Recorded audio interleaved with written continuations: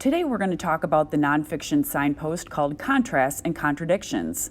When you are reading and the author shows you a difference between what you know and what is happening in a text, or a difference between two or more things in the text, you should stop and ask, what is the difference and why does it matter? Our example today comes from a movie called Gifted. Pay attention to the teacher. See if you can spot the contrast and contradiction. Fact number 1 of today. Who can tell me what 2 plus 2 is? Who's got it? 4. Excellent, Donna. It is. 2 plus 2 is indeed 4. Okay, who wants to try 3 plus 3? 3 plus 3? Really? I beg your pardon? What kind of school is this anyway? It's the kind of school where students don't speak without permission. All right, but everyone knows it's 6. Nobody in this classroom speaks unless they are called upon. Okay, is everybody clear on that? Yes, ma'am. Good. Barry, can you stand up, please? Stand on up. Stand up, babe. These questions are for you because you're so advanced. What is 9 plus 8? 17. Yeah, yes, it is. That's good. What is 15 plus 17? 32. Yeah, that is right. All right, then. Well, what is 57 plus 135? 192. Yeah.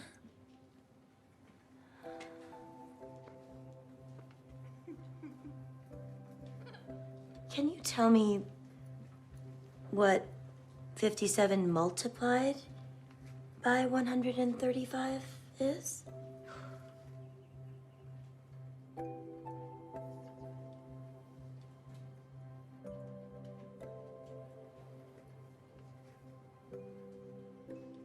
Okay. Who can tell me what? 7,695. I don't think anyone can do that. The square root is 87.7. And change. Now what does ad nauseum mean? What this girl knows about math is in stark contrast and contradicts what her teacher thinks she should know about math. Luckily, she noticed her incorrect thinking and used the facts in front of her to correct it.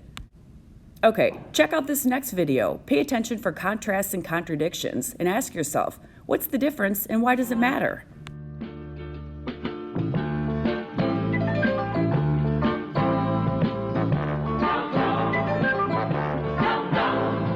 He's the guy who's the talk of the town with the restless guy.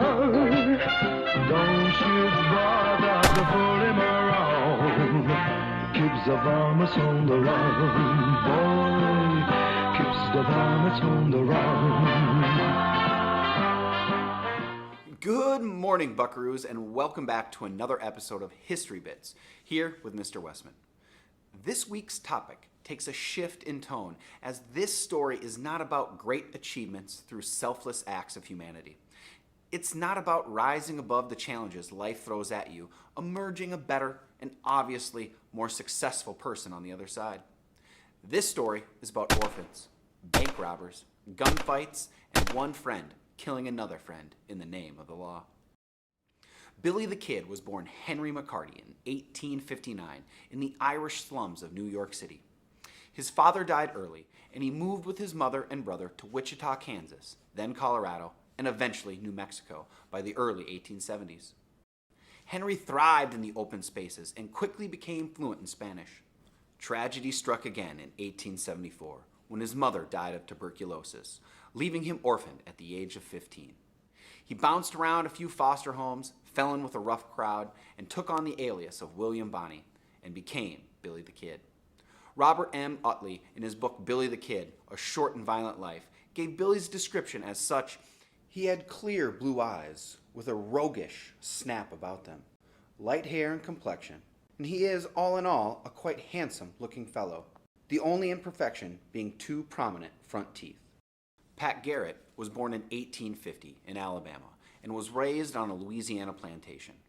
His mother and father died when he was a teenager, and after the Civil War ravaged the South, the debt owed on his family farm was more than the land was worth, so he fled west to get a fresh start. Pat worked as a buffalo hunter, rancher, bartender, and eventually sheriff and Texas Ranger, all jobs that make him a true man of the storied Old West. It was when Pat Garrett was tending bar that Billy and he met, becoming fast friends and playing cards together regularly. It is even said that Pat, who was nearly 6.5 feet tall, was called Big Casino, and the much shorter Billy, who stood 140 pounds and about 5'8", was called Little Casino. The men had a similar childhood path through the deaths of their parents and likely bonded over shared trials and tribulations of growing up on their own some. Their friendship didn't last, however, as Garrett was elected sheriff in Lincoln County, New Mexico. In 1880, Billy was still up to his old ways of stealing and pillaging the American Southwest from the Rio Grande to the Pecos River. So eventually, Garrett had to turn his priority to capturing his old friend. In 1881, Garrett did catch Billy outside Stinking Spring, New Mexico. But Billy escaped the Lincoln jail in an epic gun battle worth researching for yourself. Deflated but not defeated, Garrett persisted and Billy fled to Fort Sumner to hole up and gather supplies before heading to Mexico. Despite being a notorious murderer and thief, many people liked Billy. Again, Utley is quoted, "He has agreeable and winning ways." He was especially admired by the Hispanic communities, where he was seen as a heroic outlaw, a la Robin Hood. Oh, he's so handsome. Just like his reward posters. He hoped this reputation would help him escape the fetters of justice his one-time friend was bringing to him. On July 14th of 1881, the scene was set for another historic moment at Fort Sumner. In the early evening, Billy sat under a peach tree chatting with his friends. Things were calm and peaceful, but that wouldn't last. Garrett and his men were closing in. Around midnight, Billy was awoken, and as he walked through the living quarters, he heard a sound. "¿Quién es?" he called out. 2 shots fired from Garrett's peacemaker, and such was the figurative end of their friendship and the literal end of Billy the Kid. He was only 22 years old. Man, what a story. Friendship can be a difficult trail to blaze. Finding a good friend isn't always easy, and what do we do when that friendship grows apart? You may be at the stage of your life when you're making your first round of friends. Maybe you're on your 3rd or 4th set. Friends will come and go throughout your life, but in the end, you're the best friend that you'll ever have. Again, thanks as always. I appreciate your time. So remember to be happy, stay healthy, and let's make some history. Cheers. So what contrasts and contradictions did you notice? What could you compare and contrast? How does it help you understand Mr. Westman's purpose for sharing this story with us? Fact: you're about to do something with contrasts and contradictions.